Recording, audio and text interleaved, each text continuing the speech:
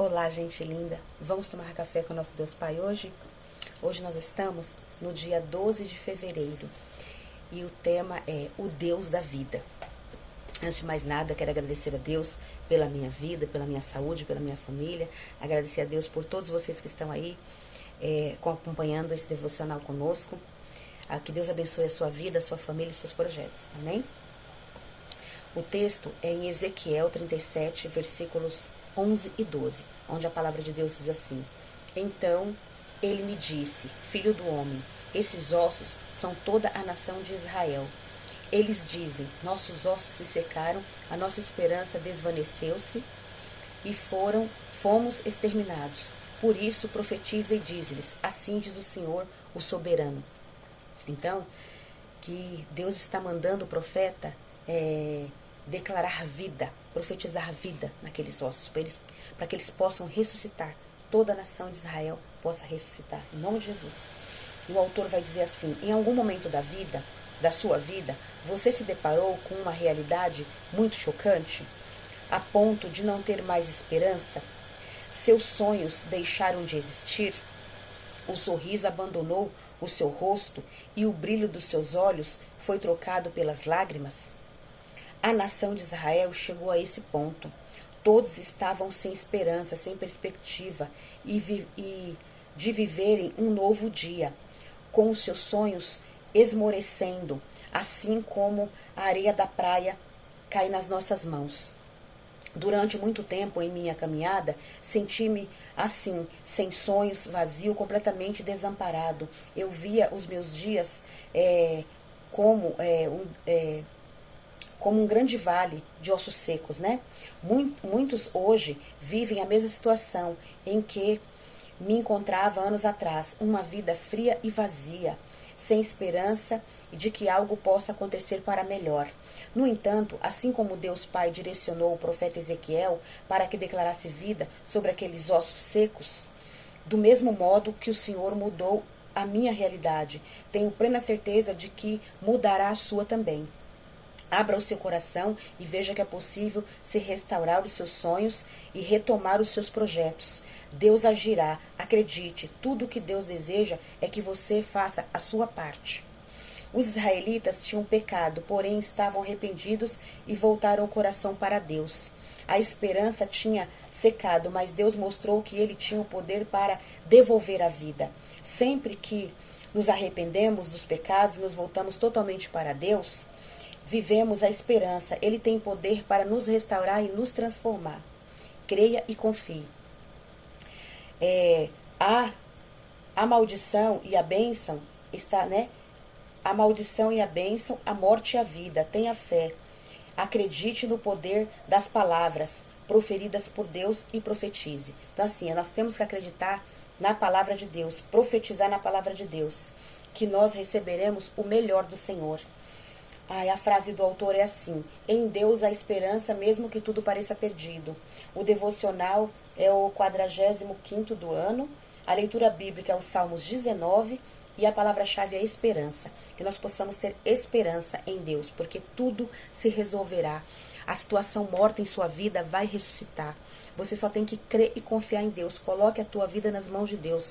Quando você estiver em dúvida por algum motivo, tiver alguma situação muito difícil na sua vida, não importa a área da sua vida que você esteja, se é no relacionamento conjugal, se é no relacionamento familiar, se é nos seus sentimentos, nos sentimentos que você tem na sua alma, no seu coração, se é os seus pensamentos que estão conturbados, se é um problema no trabalho, se é um problema nos seus estudos, se é um problema de amizade, se é um problema financeiro, você procure alguma passagem na Bíblia que fale, igual essa de Ezequiel: Senhor, profetiza, o Senhor manda você profetizar na sua vida, que os ossos secos vão ressuscitar, essa situação vai se resolver. Você tem que orar, confiar em Deus, pedir direção para Ele, pedir sabedoria, para você fazer a sua parte naquela situação, para você resolver, você fazer o seu natural naquela situação, para ela se resolver, e Deus vai fazer o sobrenatural para te ajudar, porque Deus é que te dá vida, Deus é que dá sabedoria, e Deus é que dá a vitória. Deus é que dá a vitória.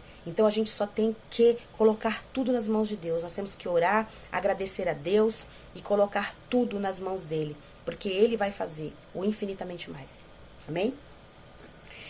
E situações assim, eu tenho muitos testemunhos para contar em relação a esse tipo de situação, que eu tenho muitos que não dá nem me lembro qual, mas assim, um deles, assim, eu vou falar sobre vida conjugal, né, vida sentimental, casamento. Por exemplo, eu cheguei até os 30 anos, eu não tinha esperança. Eu não tinha esperança de me casar, de formar uma família, apesar de ter sido mãe solteira. Com 30 anos eu já tinha um filho. Ele já tinha quantos anos? 10, né? Quando eu tinha 30, meu filho tinha 10 anos.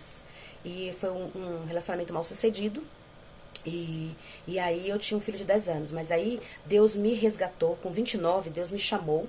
Eu me converti, fui para uma igreja, comecei a orar, comecei a aprender a depender de Deus, coisa que eu não sabia fazer. Comecei a depender de Deus, comecei a buscar ao Senhor, convivia muito na igreja, participava de todos os cultos, todas as atividades, me envolvi com um grupo jovem, fiz teatro, participei do grupo de oração e intercessão, fui participando de tudo que tinha na igreja, todas as atividades que tinha na igreja, passeios, fui para acampamentos, né, junto com o pessoal da igreja. Então eu me envolvi verdadeiramente com a palavra de Deus, com as coisas de Deus, e fui pedindo para Deus sabedoria. E aí, de repente, Deus me mostrou uma pessoa, não era da igreja, ele não era da minha igreja, ele era de outra igreja, no condomínio onde eu morava, e aí Deus me mostrou uma pessoa do outro lado, do outro prédio. Eu ficava na janela e ficava olhando para ele, né, no outro apartamento. E tanto que meu filho tinha por volta de entre 10, né, essa idade de 10 para 11 anos, essa idade, faixa etária, né, de 10 para 11. E aí eu ia pra janela, ficava olhando o rapaz do outro lado, e meu filho falava assim: o que foi? Tá olhando minha mãe por quê? Não fica olhando pra minha mãe não, hein, moço? Se for pra olhar, é pra casar, hein? Minha mãe não é qualquer uma, não. Foi muito engraçado. Então a gente ria muito.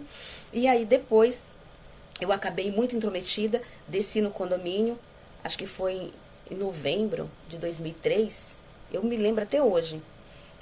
Eu creio que foi exatamente no dia do aniversário dele. Ele estava fazendo aniversário nesse dia, eu desci, a gente começou a conversar, a gente se cumprimentou, e aí eu me apresentei, ele se apresentou, e a gente começou a conversar. Mas sabe quando bate aqui assim, aquele... Não sei explicar. A gente olhou, eu olhei pra ele, ele olhou pra mim, a gente já se gostou, a gente já começou a conversar um monte de coisa sobre Deus, sobre a igreja, sobre as coisas de Deus, sobre um monte de coisas. E aí a gente começou a namorar, muito assim, muito rápido. Praticamente de um dia pro outro. E aí eu levei ele pra minha igreja, ele conheceu meus pastores, e aí a gente começou a namorar, nós noivamos e nos casamos exatamente um ano depois. Nós nos casamos na véspera do aniversário dele, do ano seguinte, em 2004. Então assim, foi uma coisa assim, creio que foi preparado por Deus. Então foi uma bênção assim. Eu não tinha esperança mais de me casar, porque eu era mãe solteira, eu achava que ninguém me queria, que ninguém ia querer saber de mim, que ninguém ia gostar de mim. E Deus, de repente, mostrou alguém.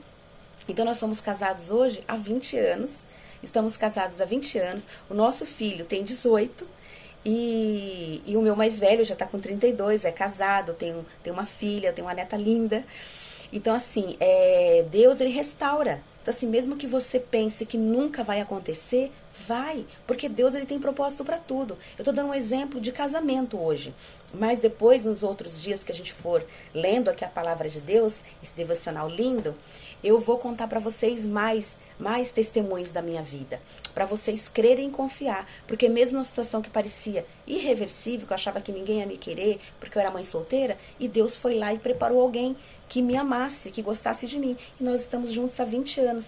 E Deus é tão bom, tão maravilhoso, que assim, lógico que o casamento, eu falo igual o pastor Cláudio Duarte diz, gente, o casamento não é um mar de rosas todos os dias, não é flores todos os dias. O casamento tem suas dificuldades. Nós tivemos muitas dificuldades de adaptação, temos dificuldades de pensamentos diferentes, de opiniões diferentes, mas a gente acaba se entendendo, porque a gente acaba, eu falo, amor, quando eu vejo que é uma coisa muito difícil, amor, vamos sentar, vamos orar, vamos ver o que Deus vai falar sobre isso, vamos resolver isso assim, vamos resolver isso assim. Às vezes quando eu tô muito chateada também, ele chega pra mim, Gi, vamos fazer outra coisa, vamos andar um pouco, vamos passear, vamos esparecer um pouco, vamos sentar aqui junto, vamos ler a palavra, vamos ouvir um louvor, vamos orar. A gente tem que ser assim, porque se a gente não fizer isso, a gente não convive com ninguém, tá? Então eu quero declarar que na sua vida Deus vai fazer um milagre também. Que Deus abençoe a sua vida, abençoe a sua família, abençoe os seus projetos e que Deus faça um milagre, prodígios e maravilhas na tua vida e na vida da tua família. Em nome de Jesus, eu creio.